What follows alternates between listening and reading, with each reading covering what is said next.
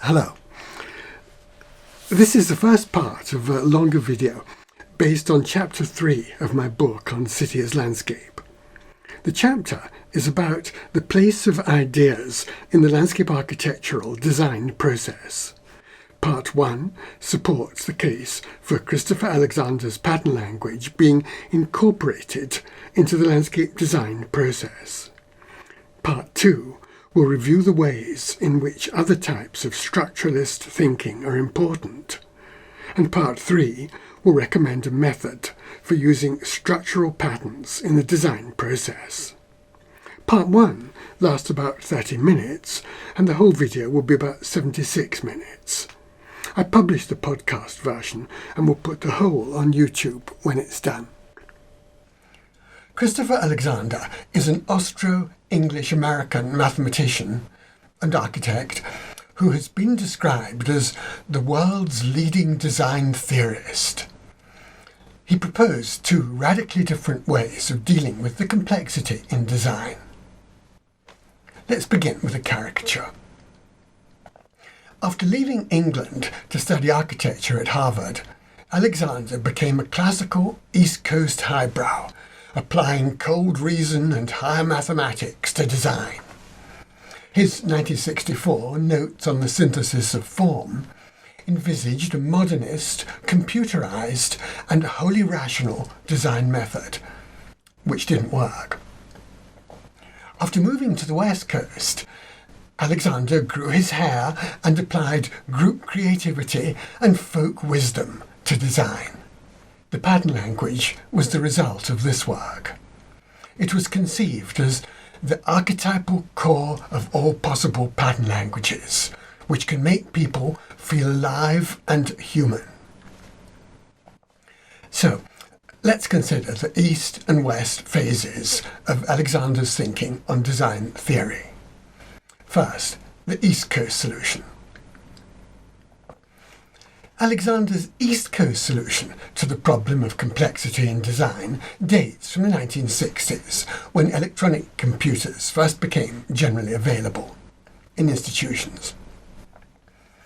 It seemed that well-programmed impersonal machines could take the place of fallible masters with a zest for tyranny.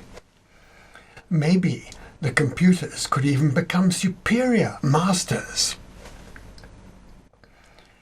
Alexander's notes suggested that large-scale forms could be synthesized after analyzing large problems into small problems, so that they could be picked off one at a time. Appropriately, the first example was a vacuum cleaner. The design problem was divided into a series of binary relationships, for example, between jointing and simplicity or performance and economy, so that each could be dealt with. The largest example was the determinants of form in an Indian village. They were broken down into 141 components and classified as religion, social forces, agriculture, water, etc. Here are 7 of the 141 components. 1. Harijans regarded as ritually impure. 6. Wish for temples. 16. Women gossip extensively while bathing and fetching water. 18.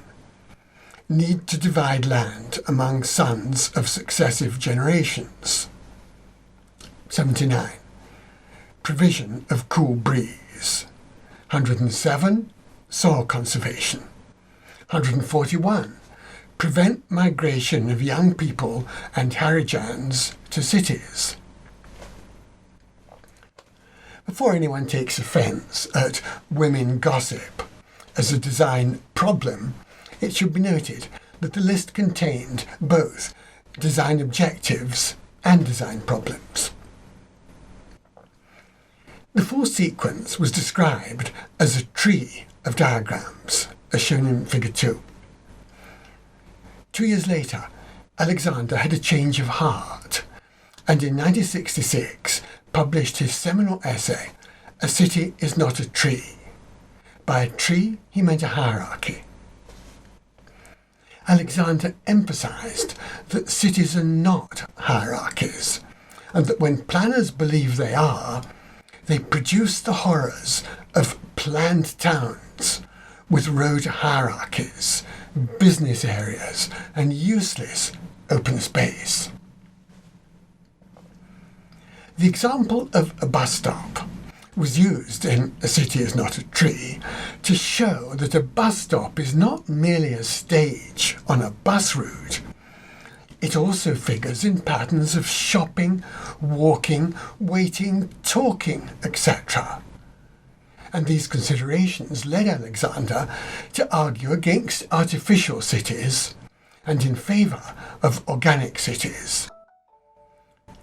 He stated that cities are semi-lattice structures, not tree structures. As shown in Figure 3, the argument can be taken further. A city is not a tree. It is not even an object. It is a set of landscapes. Every characteristic overlaps a host of other characteristics. Thinking about city structure led Alexander to recommend a second approach to the problem of complexity in design. In Figure 3, the top 4 diagrams are based on Christopher Alexander. The lower 2 diagrams, which I drew, show that the semi-lattice of urban structure needs to be related to the lattice of the existing landscape, which is shown in green. So then, second, the West Coast solution. Alexander launched his California answer to the problem of design complexity in 1977. The theory was explained in 3 books: The Timeless Way of Building in 1979, A Pattern Language, Towns, Buildings, Construction, 1977, and The Oregon Experiment, 1975. Although colloquially described as Alexander's pattern language, the book had 6 authors and numerous collaborators. It was the result of 8 years' work at the Centre for Environmental Structure. If one came across this title in a telephone directory, one might take it for a geological research centre. And since geologists also look for structures, one could learn from one's mistake. The central argument of the pattern language is that in the face of complexity, humans have evolved archetypal patterns, which can help solve recurrent problems. And these solutions are called patterns.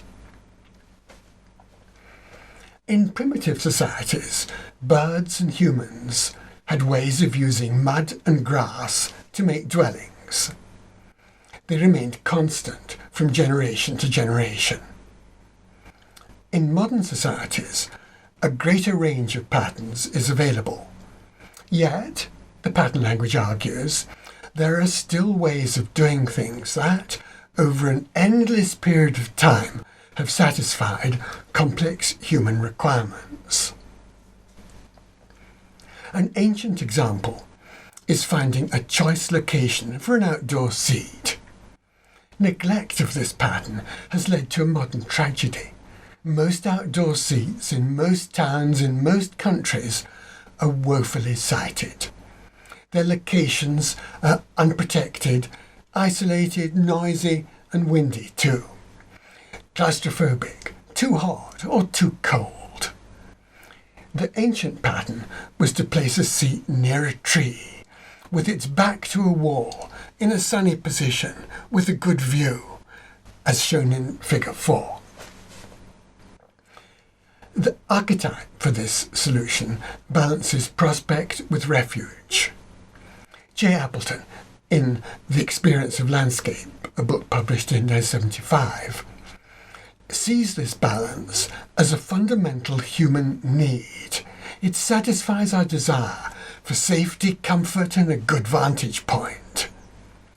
To avoid blunders, planners and designers must have this information.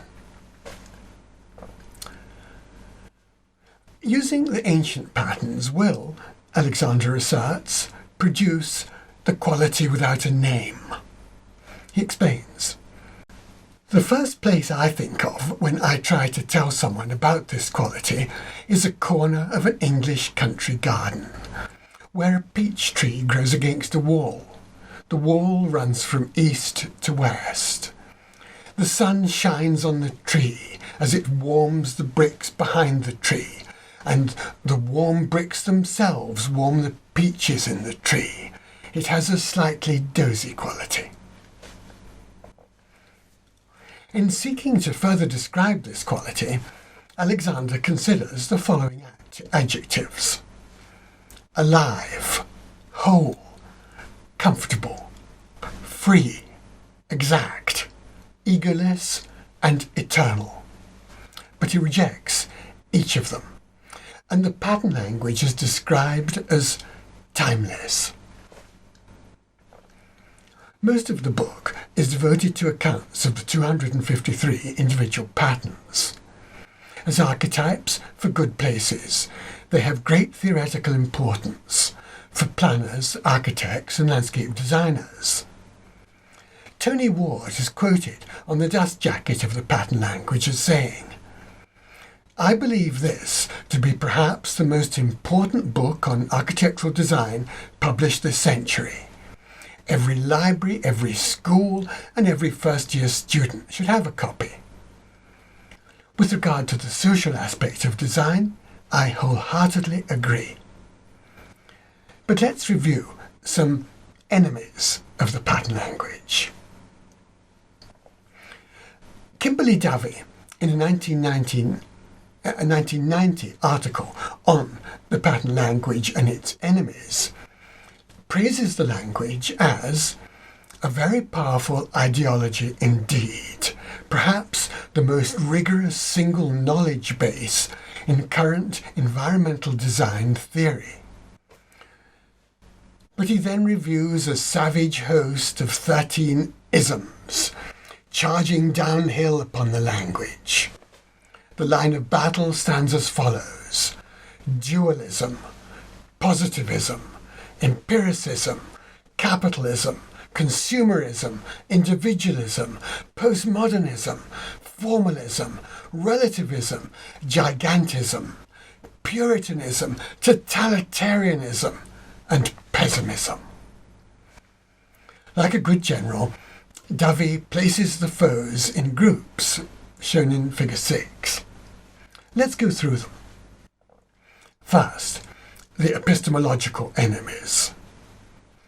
Alexander's Taoist assertion that the aim of environmental design is to produce the quality without a name attracts opposition from Western dualism, positivism, and empiricism.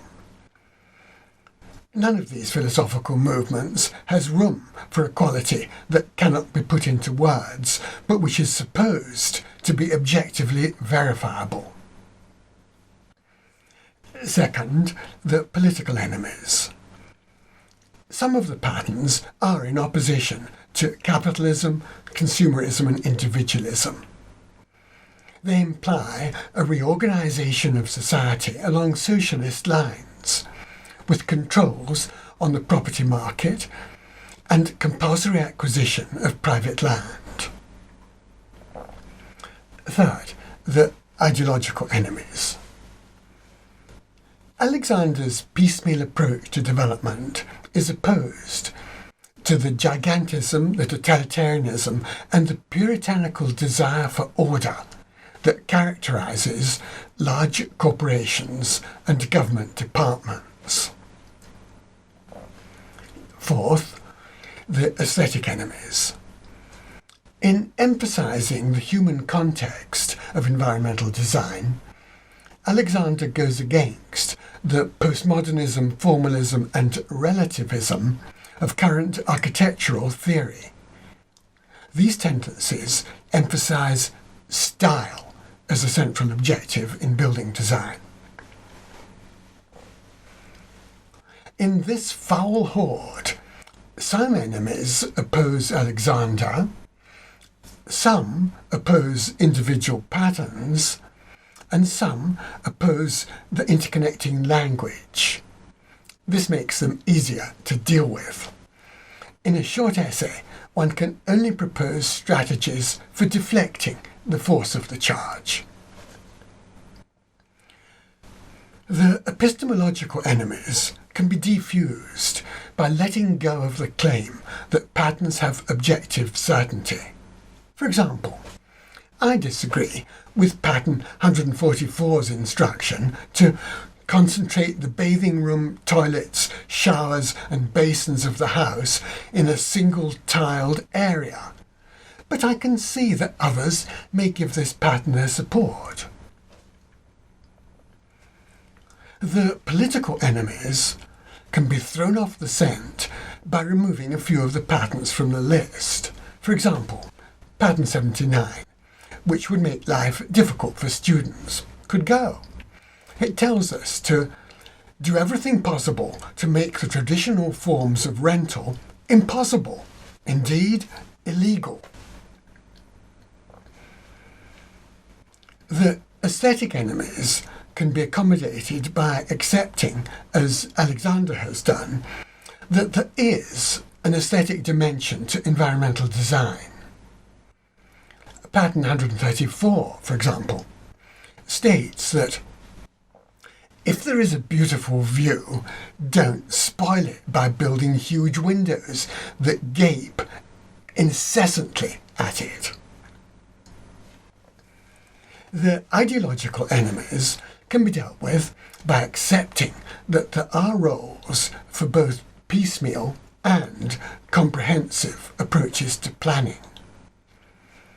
Some patterns, number 68 for example, actually incite us to comprehensive planning.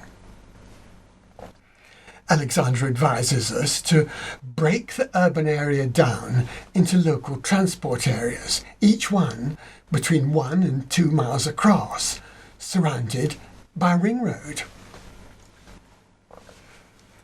Instead of dealing with the pattern language at the level of high theory, I recommend scrutiny of the individual patterns. Each is set out according to an 8-part rule. First, a number and a name. Second, a photograph, which shows an archetypal example of the pattern. Third, a paragraph on upward links, explaining how the pattern in question can help to complete larger patterns. Fourth, a statement of the problem, giving its essence. Fifth, a discussion of the empirical background to the pattern, the evidence for it being correct. Sixth, a statement of the solution, giving its essence. Seventh, a diagram to show the main components of the solution. And eighth, a paragraph on downward links, explaining how the pattern can provide a context for smaller patterns. Let's take 2 examples, both of which I've abbreviated. Name: pattern 92, bus stop, upward links. Pattern 20, minibuses. Problem: bus stops must be easy to recognise and pleasant, with enough activity around them to make people comfortable and safe. Empirical background: bus stops are often dreary, shabby places where no thought has been given to the experience of waiting there. They could be comfortable and delightful places, forming part of a web of relationships. Solution: build bus stops so that they form tiny centres of public life. Build them as part of the gateways into neighbourhoods, work communities and parts of town.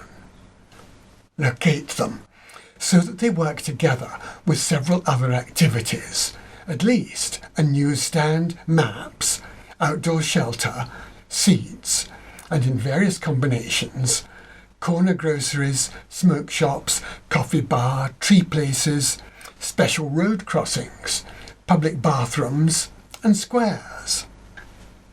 Diagram, see figure 7. Downward links. Pattern 53, main gateway. Pattern 69, public outdoor room. Pattern 121, path shape. Pattern 150, a place to wait. Pattern 93, food stand. Pattern 241, seat spots. This pattern for a bus stop, number 92, is delightful. And multiple use is a necessity if bus stops are to provide personal security. If they were all well planned, cities would be much nicer places. Now let's turn to the second example. Name. Pattern 105, Southfacing Outdoors. Upward links. 104, site repair. Problem. People use open space if it is sunny and do not use it if it isn't, in all but desert climates. Empirical background. If a building is placed right, the building and its gardens will be happy places, full of activity and laughter. If it's done wrong, then all the attention in the world and the most beautiful details will not prevent it from being a silent and gloomy place. Although the idea of south-facing open space is simple, it has great consequences, and there will have to be major changes in land use to make it come right. For example, residential neighbourhoods would have to be organised quite differently from the way they are laid out today. Solution. Always place buildings to the north of the open outdoor space that go with them, and keep the outdoor spaces to the south. Never leave a deep band of shade between the building and the sunny part of the outdoors. Diagram, see figure 8. Downward links. Pattern 111, half-hidden garden. Pattern 106, positive outdoor space. 107, wings of light. 128, indoor sunlight. 162, north face. And pattern 161, sunny place. A moment's reflection on the above patterns will reveal that the 13 isms are paper tigers. Though a Taoist, a Christian, a capitalist, a communist, a positivist, and a great dictator may disagree about many things, they will surely agree that sitting in the sun is pleasant, while sitting in the cold or queuing for a bus in an exposed street corner is unpleasant. As though to prove the point, Stalin, Roosevelt and Churchill are shown in the famous Yalta photograph, figure 9, looking wrapped up but miserable. It's heartening to see 3 old men with the fate of the world in their hands, lamenting a lack of the simplest of human pleasures. In a sunny place, they might have taken better decisions. If the Alexander patterns can attract broad support from diverse political and philosophical standpoints, they have sufficient truth to justify their use by environmental designers, without worrying too much about their epistemological and political status. The Yalta photograph also illustrates that in one critical respect, the patterns are relative truths, not absolute. They depend upon characteristics of the natural environment. Buildings should face north in the southern hemisphere. sitting out of doors is not always pleasant. Sunny places are loved in cool conditions. Shady places are necessary in hot, arid conditions. Breezy places are desired in hot, humid conditions. And in the Arctic, shelter is essential and outweighs the need for sun. These climatic points can be broadened into the general proposition that the Alexander patterns must be integrated with characteristics of the natural environment if they are to succeed. However well Pattern 52, network of paths and cars, may be implemented, it will not succeed if it ignores the patterns of wind, rain, snow, floods, and geological hazards. This consideration argues against the streak of absolutism that, it cannot be denied, exists in the pattern language. Many of the patterns seem to say, do this, it is right, no other way exists. Another point arising from individual patterns is that they cannot be divorced from aesthetics. Alexander writes that if an outdoor space is badly oriented, then the most beautiful details will not prevent it from being a silent and gloomy place. Nor will beauty sell many cars if they are unsafe, uncomfortable, and unreliable. Yet, who can doubt the importance of looks in marketing cars, houses, clothes, holidays, and most consumer products, and environmental designs? If the patterns in the pattern language are to reach their full potential, they must be integrated with aesthetic judgments. And the high artistic standard of the photographs in the pattern language demonstrates the author's deep awareness of this point. And Alexander's 1993 book on the colour and geometry of Turkish carpets provides further evidence. The pattern language can gain strength by linking arms with other types of pattern.